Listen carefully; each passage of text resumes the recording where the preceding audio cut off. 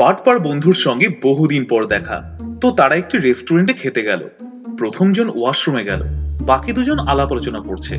আলাপ আলোচনার পর্যায়ে দীপু বলল, তারপর বন্ধু, বাচ্চা কাচ্চা কয়টা নিলি? রাতুল বলল, আমার একটাই ছেলে, আমার মতোই বুদ্ধিমান, ইউনিভার্সিটিতে পড়ে, বিরাট বড় লোকের একমাত্র মেয়েকে পটিয়েছে বুঝলি। মেয়েকে ইমপ্রেস করার জন্য একটা গাড়িও গিফট করেছে। একবার বিয়ে হয়ে গেলে মেয়ের বাপের সব প্রপার্টি আমার নামে করে নেব। আর তোর কটা ছেলে মেয়ে?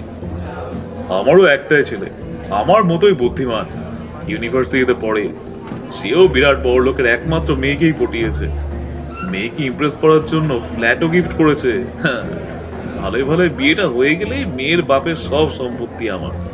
তারা দুজনে গল্প করছিল, ইতিমধ্যে তৃতীয় বন্ধু এসে গেল। দীপু জিজ্ঞেস করলো, কিরে বন্ধু, তোর ছেলে মেয়ে কটা? দীনেশ বলল, আমার একই মেয়ে, আমার মতোই ধান্দাবাজ, দুটো ছেলেকে নাকে দড়ি দিয়ে ঘোরাচ্ছে বুঝলি। একজন ফ্ল্যাট দিয়েছে আর একজন গাড়ি দিয়েছে। আগামীতে আরো অনেক কিছু আদায় করার প্ল্যান আছে, দেখা যাক আর কি কি আদায় করা যায়।